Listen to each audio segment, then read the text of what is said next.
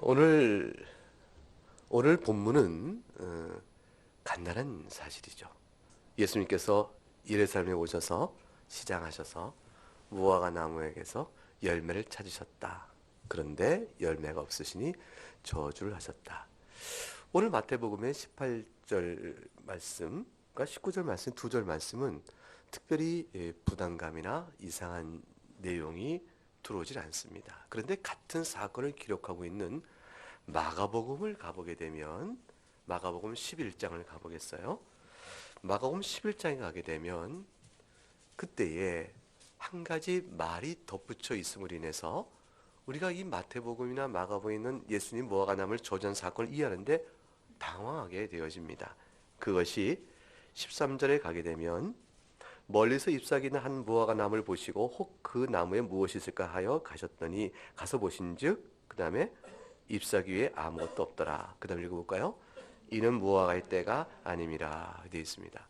무화과 나무의 때가 아닌 때에 왜 열매가 있나 가 보셨으며 그리하여 없다는 것은 너무나도 당연할 터인데 왜 그것이 열매가 없다 하여 14절 말씀처럼 영원토록 열매를 맺지 못하도록 초주를 하시는가. 이 내용이 의문이 가는 것이죠. 얼마 전에 맥주인 성경을 읽으면서 우리가 이 부분도 우리가 이미 읽어왔는데 그때에 함께 읽었던 과정에 저희 집의 아들이 이걸 대뜸 물었습니다. 왜 이러셨을까요? 이해가 안 갑니다. 여러분 어떠셨습니까? 읽으면서 그냥 잘 지나가셨는지? 거기에는 그래서 이 사실을 놓고 어떤 이들은 이거 성경의 본문이 없어야 된다, 빼자 하는 사람, 또 어떤 사람은 예수님이 조금 심술을 내신 것인가, 또 예수님께서 시장기에 먹을 것 찾았으나 없으니까 짜증이 나신 것인가, 이런 식으로 생각하는 자들이 있습니다. 주님의 기록된 이 말씀 속에서 성경이 주님이 그렇게 짜증을 내거나 그렇게 하시는 분이 아니죠. 그러니까 다른 어떤 이유가 있을 것이라 생각을 해야 하는 것입니다. 오늘 본문은 결국 무화과 나무의 특징을 아는 대로부터 그 말씀이 풀어지는 것이죠. 무화과 나무는 가나안 땅에 아주 흔한 나무였어요. 요한복음 1장 48절에 나다나엘을 즉 주님이 부르실 때 나다나엘이 이르되 어떻게 나를 아시나이까? 라고 나다나엘이 묻자 예수님께 대답하실 때 빌립이 너를 불러오기 전에 무화과 나무 아래 네가 있을 때부터 내가 보았노라 할 만큼 무화과 나무는 그들에게 양식도 주고 쉼을 줄 만한 그 이스라엘 지역에는 아주 흔한 그러나 아주 귀한 그런 나무였습니다. 근데 이 무화과는 특징이 있는 것이 잎이 날 때 우리가 금방 사진에서 본 것처럼 열매가 동글동글 맺어지는 아랍어로 타크시라는 그런 첫 열매가 있습니다. 이 첫 열매가 잎과 함께 나와서 아직 진짜 무화과 나무가 열리기 이전에 그 열매가 맺음으로 인해서 그 나무는 일종의 예고를 하는 거예요. 뒤에 얼마나 좋은 무화과 열매가 맺을 것인가를 미리 보여주는 그런 상징처럼 첫 열매가 잎이 나면서 이렇게 맺어지게 되어집니다. 그것들은 나름대로 먹을만 해서 열매인지라 따서 시장 끼는 사람 먹기도 하고 또 그걸 따서 팔기도 하니까 가난한 일꾼이나 또는 길을 다니는 행인들은 있으면 한 번씩 따먹는 그런 것이었죠. 이 제철 열매가 맺을 때 전에 이것들은 다 떨어지고 없어지게 됩니다. 그리고 다시 본격적인 무화과나무가 열매가 맺어지게 되어지죠. 그런데 이 첫 열매는 그것이 없거나 맺지 못하는 잎만 무성하고 곧 타크시 나는 이 첫 열매가 없으면 그 나무는 그 뒤에 본격적인 참 무화과 열매를 아예 맺지를 못합니다. 그러니까 이 첫 열매는 굉장히 중요한 표시를 해주는 것이죠. 아, 이 나무가 열매를 풍성히 맺겠구나 하는 것을 우리에게 보여줍니다. 그 본문에 마가복음 11장에서 무화과 나무의 때가 아니다라는 말은 아직 어떤 열매도 맺을 때가 아니라는 것이 아니라 무화과 나무의 제철의 때는 아닌 것이다. 이런 뜻으로 이해될 수가 있는 것이죠. 이 말씀이 오늘 주고 있는 우리에게 주는 중요한 적용점이 있습니다. 그 적용점은 예수님의 예루살렘 입성에 대한 상황과 맞물려 볼 때 그 왕께서 예루살렘에 입성하신 그 왕께서 입성하신 이후에 하실 일이 무엇인가에 대한 교훈을 우리에게 줍니다. 예수님이 우리 지난주에 설교 말씀을 통해서 본 것처럼 예루살렘 입성했을 때 나귀 타고 이렇게 오세요. 나귀 타고 오신 메시아는 스가랴서의 예언대로 그가 평화의 왕으로 오심을 드러내 줍니다. 전쟁을 하러 오신 것이 아니요 평화의 왕으로 오셨다. 하나님과 우리 사이에 평화 화평케 하게 오셨으나 그가 악한 자를 멸하실 만한 권세 있는 왕으로 오시는 것이죠. 그래서 예수님의 사역이 죽음과 고난과 죽음의 사역을 통해서 이루시는 메시아의 사역이기 때문에 고난의 메시아를 드러내는 의미에서 초라하게 오시지만 그러나 오신 그분이 왕임에 틀림없기 때문에 왕된 주권을 행사하실 때는 선악간의 하나님의 백성과 아닌 자들을 가려내시는 심판을 행하게 되십니다. 그 심판의 이 내용 중에서 처음 오셨던 초림, 첫 번째 오셨던 메시아께서는 아직 완성된 형태로 가진 것은 아니었지만 이미 그 당시의 교회에 분명한 메시지를 주셨어요. 성전에서 모든 하나님의 경건을 매매여 탐욕으로 얼룩져버린 이런 종교 양태를 주님께서 심히 책망하시면서 성전을 청결하신 것이죠. 그들의 예배는 형식이요 예배를 통해 얻고자 하는 것은 탐욕이었다. 탐욕에 만족했다는 것이 드러나므로 주께서 다 엎어버리신 성전 청결 사건이 일어납니다. 하나님께서 받으실 만한 예배가 아니었다. 두 번째, 오늘 오신 이 무화과 나무의 사건과 관련해서는 역시 마찬가지 의미가 되어지는 것이죠. 잎이 있으니 열매가 있겠다. 그것은 너무나 당연할 만한 이치요. 따라서 잎을 과시한 무화과 나무는 나에게 오라. 나에게 오면 여러분들에게 주님을 면할 만한 열매가 있을 것이요. 라고 사람들에게 알리는 것과 같다. 그 말이죠. 그런데 실제로 그 가운데 열매가 없으니 이것은 주님이 기대할 만한 참다운 경건의 열매를 맺지 못했던 유대 종교 지도자들이요. 참다운 열매를 맺지 못한 이스라엘 언약 백성들이요. 오늘날 우리에게 있어서는 하나님의 이름을 부르는 모든 개개인 신자들의 껍데기 형식적 신앙을 그대로 반영하는 것이라 볼 수가 있습니다. 하나님께서는 자기 백성을 불러내신 이후에 언약을 맺으세요. 나는 너의 하나님이다. 너희는 나의 백성이다. 내가 너를 나의 백성 삼은 것은 너희가 특별한 이유가 있기 때문인 것이 아니고 내가 너를 선택한 거야. 이것은 영광이요 말할 수 없는 복인 것이죠. 망하여 죄 가운데 죽을 세상 속에서 하나님이 자기 백성으로 빼어내셨으니 천지를 주시는 하나님이 나의 하나님이요 나는 그의 백성이요 그의 자녀가 되는 이 은혜를 입는 것보다 귀한 것이 어디 있겠어요. 이것은 생명 그 자체요 존재 그 자체요 절대적인 은혜인 것이죠. 그 은혜를 주님께서 우리에게 베푸시고 나서 약속하시는 것이에요. 내가 너를 자녀로 삼았은즉 마땅히 네가 나의 계명들을 행할 것이며 이 계명을 행대로 행함으로 합당한 열매를 맺을 것이나 하고 언약을 맺으십니다. 이 언약을 맺는 과정 속에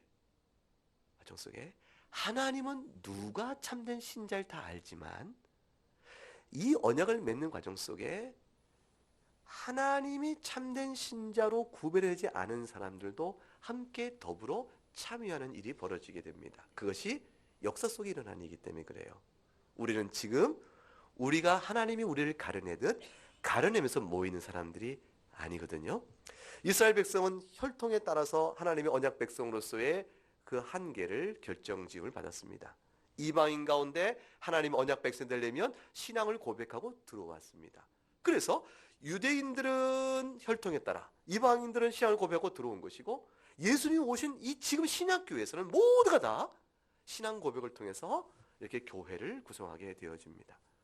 그러니까 혈통으로는 이스라엘의 언약 백성이라고 탁 나섰지만 영적으로는 하나님께 참된 회개를 하지 않는 사람, 모세의 율법에 대해서 우리는 오늘 십계명을 읽으면서 우리의 죄인들을 고백하고 이게 성도가 마땅히 살아야 될 삶의 지표임을 고백하고 우리가 다 연약하여 죄가 있음을 고백하면서 용서하신 하나님의 은혜를 바라보고 나갔는데 이와 같은 영적 원리가 이스라엘 백성한테 역사하지 않은 사람도 있었다는 것이에요. 그냥 나왔으니까 하나님의 자녀다. 내가 아브라함의 후손이다라고 자랑은 했지만 영혼, 하나님을 만나 회개케 하며 돌아오는 일들이 없었던 자들이 섞여 있었던 것이죠. 육적으로는 이스라엘이 많았으나 영적인 이스라엘은 그 가운데 전부가 아니었던 것입니다. 오늘 교회에서도 고백을 통해서 다 교회에 들어오는데 신앙 고백을 통해서 세례받고 입교하여 교인으로 세워지는 거 아니겠어요? 그런데 그 고백이 진실하지 못하게 되어지면 섞이게 되어지는 것이죠.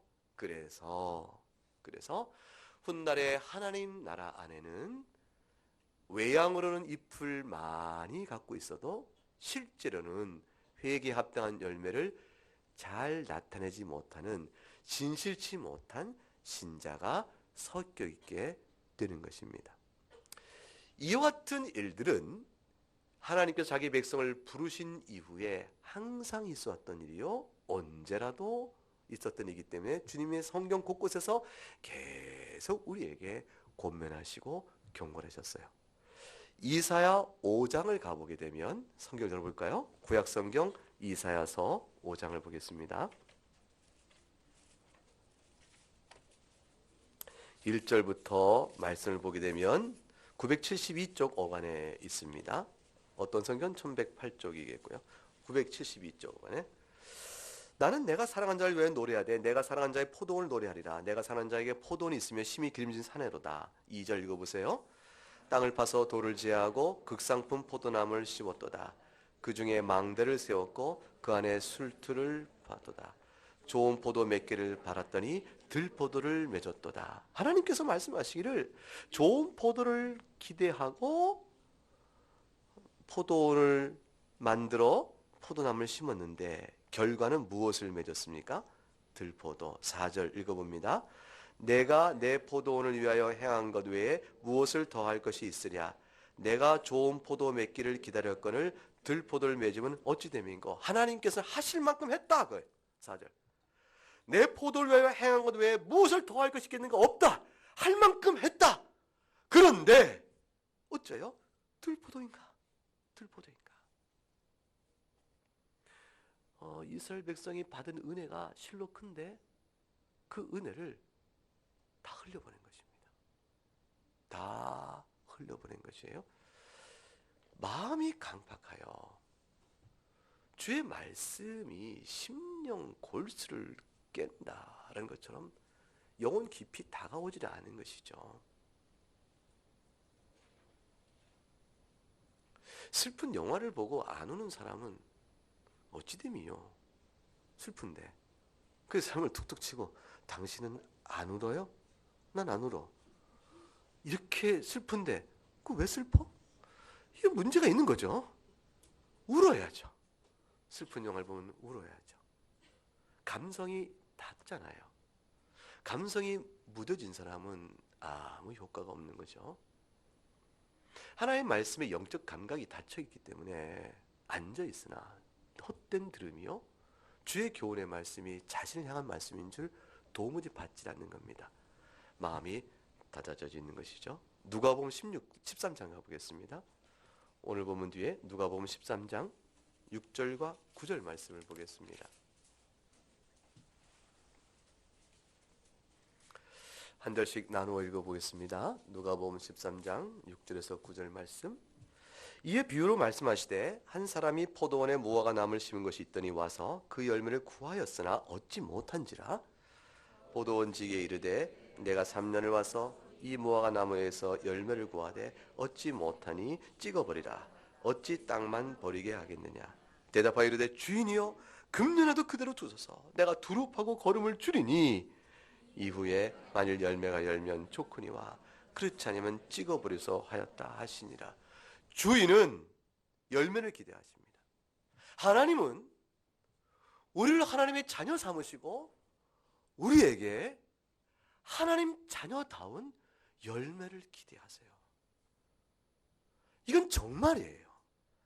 성경 창세기부터 계시록까지 우리가 하나님 자녀다운 열매를 하나님이 얼마나 보기를 원하시는지 말할 수가 없어요. 여러분 기억하세요. 하나님께서 우리를 그 열매를 보기 위해서 하나님 자녀 삼아주신 것이에요. 값없이 은혜로. 믿기만 하면, 값없이 은혜로 예수 그리스도의 속죄의 은혜를 믿기만 하면, 그저 믿으면 하나님 자녀가 되는 은혜를 베푸신 것은 그 믿음의 은혜로 말미암아 자녀 삼으셨으니 하나님 자녀다운 열매를 보자 하셔서 그 은혜를 베푸신 것이에요.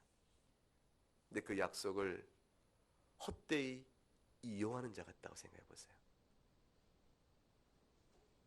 아버지가 말하기를 너는 내 아들이니 마음껏 돈을 써라. 내가 너에게 모든 너의 쓴 내용은 내가 다 결산해 줄 것이니라 하고 크레딧 카드를 탁 줘요. 그 신용카드 하나 주면 좋아요, 싫어요? 너무너무 좋겠죠? 이게 정말입니까? 믿어도 됩니까? 그냥 주느라. 이게 제가 어떻게 받죠? 은혜로 주느라. 은혜라니. 야, 너무 감사하죠? 그래 놓고 그 카드를 갖고 돈을 쓰는데 더 도박하고 음란하고 탐욕을 남을 해치고 살인, 저주, 수군댐 그 모든 일을 위하여 그 카드를 돈을 쓰면 아버지 마음이 기쁠까요? 언짢을까요? 언짢죠. 아버지가 그걸 줄 때는 뜻을 세워 거룩하게 쓰기를 원하시고 바르게 쓰기를 원하는 것이죠. 하나님께서 우리에게 준 영적인 자유함이라는 것은 죄인 되었을 때 우리를 구원하여 마귀의 권세부터 끊어내고 우리에게 성령을 주셔서 우리 한번 새 사람 만들어 우리를 자유한 자로 끌어내신 것은 그 자유를 가지고 합당하게 쓰도록 하기를 원하셨던 것입니다. 결국 카드는 회수하고 그리고 정령 자식인가를 보시겠죠. 하나님께서는 우리를 참으로 영원전을 선택하여 불러내는 자녀들에게는 죄 가운데 성숙한 열매를 맺지 못하더라도 오래 참으시사 결국은 권면과 징계와 사랑으로 열매를 반드시 맺게 하십니다. 하나님의 오래 참음의 그 인내는 우리에게서는 더없는 위로가 되어집니다. 우리가 오늘 이만큼 된 것이 하나도 자랑할 바가 없고 부끄러운 신앙이지만 그러나 이만큼 된 것도 오직 하나님의 크신 사랑으로 이루어진 일입니다. 그런데 그 가운데 섞여 있는 자들을 향하여 주님이 경고하시는 겁니다. 오늘 이 본문의 경고는 뚜렷한 것이에요. 참으로 믿는 자들에게는 열심히 열매를 풍성히 맺도록 자극하고 격려하는 것이요. 그러나 이 가운데 섞여 있는 거짓된 신자에게는 이 말씀에 불순종한 저들의 모습을 적나라하게 드러내 나중에 심판날에 핑계할 수 없게 하시는 것이에요. 그리하여 우리 모두가 열매 맺지 못하면 구원받는 신자가 아니라는 뜻이 아니고 참된 신자는 이 말씀 앞에 은혜를 깨달아 더욱더 감사와 회개 열매를 맺어가는 걸음이 되어지는 것이고 마음이 원래부터 닫혀진 자에게는 그게 무슨 말이람? 하나님이 내게 해주신 게 뭔데? 오늘도 또 그 잔소리 또 그 얘기 그렇게 듣고 말아 정령코 주께 돌이키지 아니하니 그 마음에서 열매를 맺지 못함으로 훗날의 심판의 근거가 되어지는 겁니다. 언제까지 놔두겠느냐? 예수님께서 이스라엘의 완악상을 놓고 책망하신 것이죠. 땅만 버리겠느냐 하셨어요. 1년만 더 두소. 내가 두렵하고 걸음을 주어 1년만 더 두소. 언제까지 하나님께서 두고 보실까요? 그 하나님이 두고 보시면 결국 인생을 마감할 때까지 기회를 주십니다. 그동안에 돌이키는 은혜여 회개의 열매를 많이 맺기를 원하시는 것이에요. 신자는 이 말씀이 오늘 경고가 되어져서 주 앞에 더욱더 열매를 맺는 그 모습 앞에 자신이 어떤가를 돌이켜보며 주님 부족합니다. 그러나 은혜 주셔서 하나님 앞에서 참된 무화과나 열매를 많이 맺는 제가 되기를 원합니다. 이 주 앞에 능력을 구할 것이고 안 믿는 자들이요 본래부터 입만 무성한 자들은 무심히 지나갈 것입니다. 요한복음 15장에 가게 되면 이와 같은 이치를 주님께서 이렇게 설명하셨습니다. 요한복음 15장 가볼까요? 1절과 2절 말씀입니다. 읽어보죠. 나는 참 포도나무요 내 아버지는 농부라. 물은 내게 붙어 있어 열매를 맺지 아니하는 가지는 아버지께서 그것을 제거해 버리시고 무릇 열매를 맺는 가지는 더 열매를 맺게 하려 하여 그것을 깨끗하게 하시느니라. 두 가지 종류의 가지가 있는 겁니다.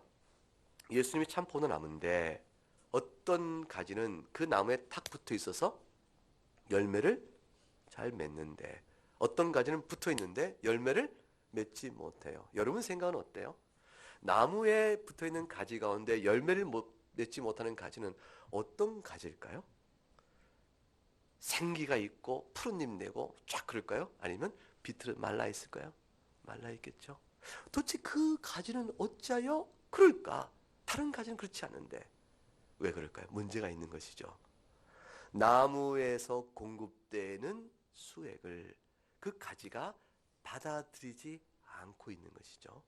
그러므로 그 나무 가지는 겉으로는 모양은 나무에 붙어 있으나 사실은 죽은 가지인 것이에요. 겉으로는 예수의 이름을 부르고 있으나 그 생명이 죽은 생명은 예수 그리스도를 사랑의 고백이 헛된 고백이요 피상적이 되어진 것이죠. 그 생활 속에 하나님을 향한 마음과 주님께서 나를 어떻게 생각하시고 나는 주님과 어떻게 살까? 아니 하나님 나라 백성 어떻게 살까? 내 인생이 하늘 본향을 찾는 신앙 가운데서 어떻게 살아야 마땅한 것인가? 이 생각과 의식이 전혀 없는 자니까 회개 자체가 없는 거예요. 열매를 맺는다는 것은 한마디로 말하면요 회개의 열매입니다. 왜냐하면 죄된 생활을 버리고 하나님의 의의 생활로 바뀌어가는 것이니까 이 돌이킴의 모습 속에는 회개 그 자체의 모습이에요. 그것이 없는 겁니다.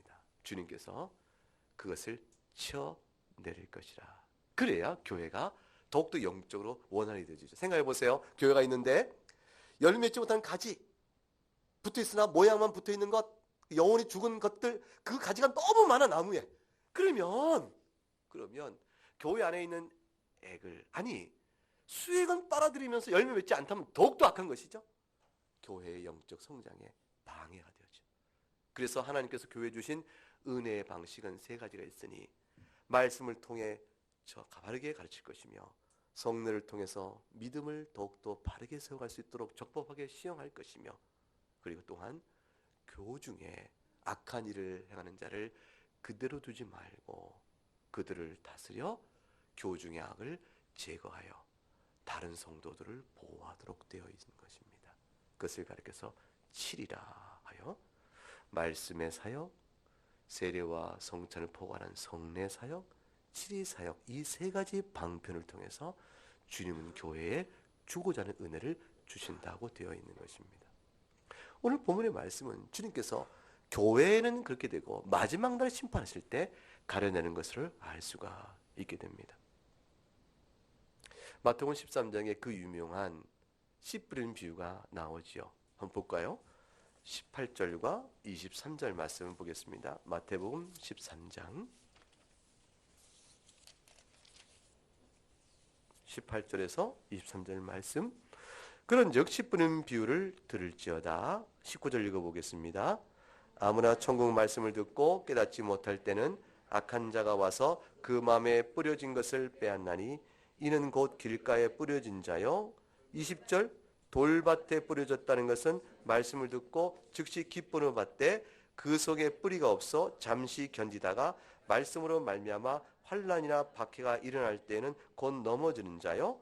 가시떨기에 뿌려졌다는 것은 말씀을 들으나 세상의 염려와 재물의 유혹에 말씀이 막혀 결실하지 못하는 자요. 좋은 땅에 뿌려졌다는 것은 말씀을 듣고 깨닫는 자니 결실하여 어떤 것은 100배, 어떤 것은 60배, 어떤 건 30배가 되느니라 하시더라. 사실 이 땅의 비유죠. 씨 뿌리는 비유는 땅의 성질에 따라서 결과가 달라지더라. 이 말씀을 듣는 너희는 너희들의 영혼의 밭은 어떤 땅이냐? 주님 우리에게 물으시는 겁니다. 여러분들의 영혼의 밭이, 마음의 밭이 길가냐? 돌밭이냐? 가시떨기가 있는 마음의 밭이냐? 아니면 좋은 땅에 마음을 바치냐 물으시는 것이에요. 그것은 뭘로 보고 할까요? 결실을 보고 하신다 하는 것이에요. 가만히 보자. 어찌 말씀을 들었으나 열매가 없는가? 아하, 길가에 떨어진 것 같아서 처음부터 아예 듣지도 않았구나. 마귀가 뺏은 것이죠. 또 하나는 허허 기뻐하고 말씀을 받은 줄 알았는데 어떻게 쉬 사라지는가? 신앙이 어찌 그렇게 쉬 사라지는가? 아하, 조금만 어려움이 생기면 환난이나 박해, 말씀 때문에 세상에 거친 도전이 있으면 이내고 포기해버리는 거예요. 왜 그래요? 세상이 두려운 거죠. 세상으로부터 지지받고 싶은데 세상이 등을 돌리게 되니까 아니지 싶어 얼른 주인을 찾아가는 것이죠. 그 사람 주인은 본래부터 세상이었으니까. 세 번째는 가만히 열매를 안 맺는 거예요. 왜 그러냐 했더니 아니 제법 결실할 만할 만큼 뿌리도 내렸고 기대할 만한 거였어요. 이때쯤이면 신자다운 모습과 회개 열매가 있겠다 싶은데 가만히 보니까 회개의 내용이 세상을 염려하고 재물에 유혹되며 살아가는 자기 삶을 바꿔야 되는 것이. 그건 아니지. 그래서 결실하지 못하는 겁니다. 오직 좋은 땅에 떨어진 마음밭만 열매를 맺으니 예수님께 말씀하시기를 나의 비유를 듣는 너희들은 어떠하냐라고 물어보신 것입니다. 처음부터 좋은 밭이 어디 있고 시작부터 좋은 밭이 어디 있고 끝까지 좋은 밭은 아마 없겠죠. 우리는 과거의 신앙생활을 돌아보면 어떤 때는 주의 말씀이 길가에 떨어진 것처럼 아예 듣지도 않고 그 말씀이 지나간 때도 있었고 어떨 때는 돌밭에 떨인 것처럼 좋은 말씀 싶었지만 예배당 끝나자마자 나가자마자 그 말씀이 전혀 내 기억 속에 힘으로 역사하지 못하는 것이었고 어떨 때는 말씀을 들었으나 세상의 염려와 재리 유혹 때문에 눈을 질끈 감아버리고 타협해버림으로 말씀 자체를 부정해버린 적도 있었죠. 그 세월 속에서 하나님의 오래 참으심이 있었던 것이죠. 1년 더 두마 1년 더 두마 1년 더 두마 딱 한 가지 이유 때문에요. 열매를 보기를 원하신 겁니다. 그 열매를 맺으면 주님이 그렇지 좋은 땅이었어 인정해 주시는 것이에요. 그렇게 우리를 바라보시는 것이죠. 무화과의 잎이 무성한 나무의 첫 열매는 좋은 땅에 뿌려진 씨처럼 열매가 풍성해 될 것에 대한 예고인 거죠. 자, 열매를 어떤 열매를 맺어야 되겠습니까? 열매를 요한복음 마태복음 3장에 가게 되면 세례 요한이 어떤 열매인지를 우리에게 말해줘요. 마태복음 3장 7절과 12절 가니까 요한이 많은 바리새인들과 사두개인들이 세례 받는 대로 오는 것을 보고 이르되 그다음 뭐라고 했습니까? 독사의 자식들아 누가 너희를 가르쳐 임박한 진노를 피하더라 하느냐. 왜 요한의 세례를 받으러 오는 바리새인과 사두개인들을 와라 어서 오시오 당신도 세례 받으시오 라고 하지 않고 독사의 자식들아 하고 외쳤을까요? 세례 받으러 오는 자들의 마음을 기뻐 받을 거 아니에요. 그런데 왜 그렇게 했을까요? 그의 독사의 자식이라고 일컫는 것은 임박한 진노를 누가 너희 피하러 하느냐는 말 속에 뜻이었는데 너희는 하나님이 진노를 받게 합당한 자로 있으면서 요한의 세례에 참여한 자로 들어와 우리가 요한의 세례도 받았노라 말하는 입만 무성할 자로 들어올 것이기 때문에 그런 것이에요. 너희가 여지껏 종교 생활 속 안에서 입만 무성하며 하나님이 찾는 열매도 없더니 이제는 세례 요한이 베푸는 세례까지 참여함으로 더욱더 입을 많이 열겠으나 그 다음 보세요. 회개에 합당한 열매를 맺으라. 회개에 합당한 열매를 맺지도 않고 속으로만 아브라함 우리 조상이라 생각하는 육적 이스라엘로 자신을 자부하며 세례 요한의 세례에 참여함은 몸만 무성해진 거죠. 입만 더욱더 무성해진 것에 불과하거든요. 세례 요한이 거절을 한 겁니다. 이미 도끼가 나무 뿌리에 놓였으니 좋은 열 맺지 않은 나무마다 찍혀 불에 던져지리라. 나는 너희로 회개하기 위하여 물로 세를 베고냐. 이 세례는 회개를 위한 세례이니 회개치 않는 자에게 무슨 의미가 있겠느냐. 시편 24편을 가보겠습니다. 시편 24편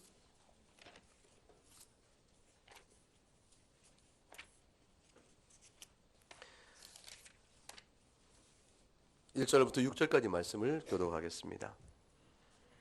땅과 거기에 충만한 것과 세계와 그 가운데 사는 자들은 다 여호와의 것이로다. 여호와께서 그 터를 바다 위에 세우시며 교독하기로 했는데 다시 1절 제가 읽었고요. 2절 읽으시기 바랍니다. 여호와께서 그 터를 바다 위에 세우시며 강들에 건설하셨도다. 여호와의 산에 오를 자가 누구며 그의 거룩한 곳에 설 자가 누구인가. 곧 손이 깨끗하며 마음이 청결하며 뜻을 허탄한 데 두지 아니하며 거짓 맹세하지 아니한 자로다. 그는 여호와께 복을 받고 구원의 하나님께 의를 얻으리니 이는 여호와를 찾는 족속이요 야곱의 하나님의 얼굴을 구하는 자로다. 보세요. 여호와의 산에 오를 자 누구며 그의 거룩한 곳에 설 자가 누구인가. 하나님 나라에 합당한 백성이 누군가 물어보니 답이 4절에 어떻게 나와요? 손이 깨끗하고 마음이 청결하고 뜻을 허탄 데 두지 아니하고 거짓 맹세하지 않는 자라. 영혼과 그 다음에 순종의 일치죠. 그 마음이 주님을 사랑하여 마음이 청결하도록 은혜를 구하니. 마음이 청결한 것은 하나님 앞에 죄를 회개하는 마음이에요.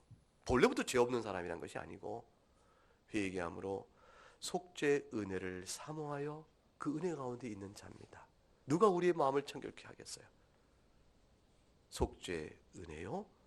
그 은혜 가운데 보시는 성령의 도우심. 그래서 우리 마음에 새 사람이 있잖아요.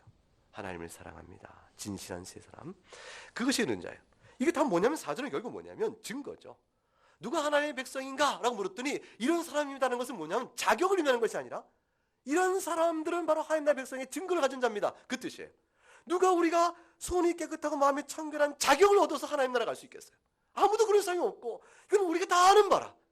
주께서 정하신 바요. 말씀으로 증거하신 바요. 너희 가운데 다 죄인인즉 아무도 내 나라에 들어올 자가 없다. 그러나 율법의 의로가 아니요 예수 그리스도를 믿는 믿음의 의로다. 생명길을 열어주신 것이. 생명을 열어주시면서 그 은혜에 참여한 자의 심령 속에 새 생명을 부어주시고 새 생명 부어주는 우리들에게 말씀으로 권면하시고 성령의 도우심으로 이런 증거를 맺도록 이끄신 것이니 이 증거가 비록 온전치 못할지라도 열매를 맺어가는 것이라. 무화과의 첫 열매가 먹을 만한 뒤에 맛있는 진짜 열매는 아니죠. 그러나 그것은 연결된 열매인 것이에요. 우리의 첫 회개가 온전치 못하더라도 더욱더 신앙 안에 자라가며 복된 열매를 맺을 만한 진실한 연결이 있는 것이죠. 영적으로 성숙된 자는 연약한 자의 회개가 아직도 부족해 보여도 하나님 아시는 것이에요. 그 회개가 진실하니 훗날 더 큰 은혜의 열매를 맺게 될 것이니라. 아이들은 회개를 해봐야 아마 성숙한 신자의 회개에 만한 수준에 이르지 못하겠죠. 본성상 악함을 보기보다는 행실 자체가 또 잘못했다.